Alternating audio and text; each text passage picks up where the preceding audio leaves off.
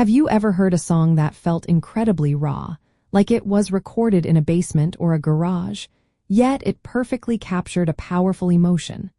That authentic, unfiltered quality is exactly what do-it-yourself production brings to Midwest emo music, defining its unique sound. Do-it-yourself production directly shapes Midwest emo's sound by fostering a raw, unpolished, and intensely personal aesthetic. This approach, often born from necessity rather than choice, leads to recordings that prioritize emotional authenticity over technical perfection. The creative freedom inherent in a do-it-yourself process allows bands to experiment without external pressure, leading to the genre's distinctive complex guitar melodies, unconventional song structures, and heartfelt vocal delivery. The core mechanism behind this sound is a combination of limited resources and a strong desire for artistic control. Without the budget for expensive studios or professional engineers, bands relying on accessible equipment like 4-track recorders, basic microphones, and home computers. This often results in a lo-fi sound with visible imperfections such as audible room noise, slightly distorted vocals, or unconventional mixing choices, which paradoxically become part of its charm.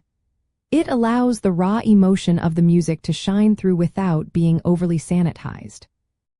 To fully appreciate this, you might notice specific sonic elements such as a slightly compressed drum sound from a single microphone, or the distinct texture of guitars recorded through small practice amplifiers rather than studio stacks.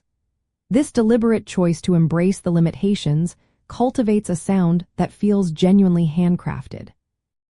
It encourages musicians to focus on expressive performances and songwriting that truly conveys their feelings, rather than getting caught up in a pursuit of flawless production. One interesting insider detail is how the use of cheaper, readily available gear, like certain digital delay pedals or specific guitar models, inadvertently became signature sounds of the genre. These tools were chosen not for their prestige but for their affordability and ability to create a desired textural effect, leading to the shimmering, often intricate guitar work that defines Midwest emo. This community-driven, independent spirit of recording and releasing music through self-made labels or online platforms also contributes to the genre's overall accessible and relatable feel. Ultimately, do-it-yourself production isn't just a method for Midwest emo, it is a foundational pillar that imbues the music with its characteristic honesty, vulnerability, and distinctive texture. It transforms limitations into artistic strengths, ensuring that every strum, every drum hit, and every vocal inflection carries the genuine, untamed spirit of its creators. This approach makes Midwest emo a truly personal and deeply resonant experience for its listeners.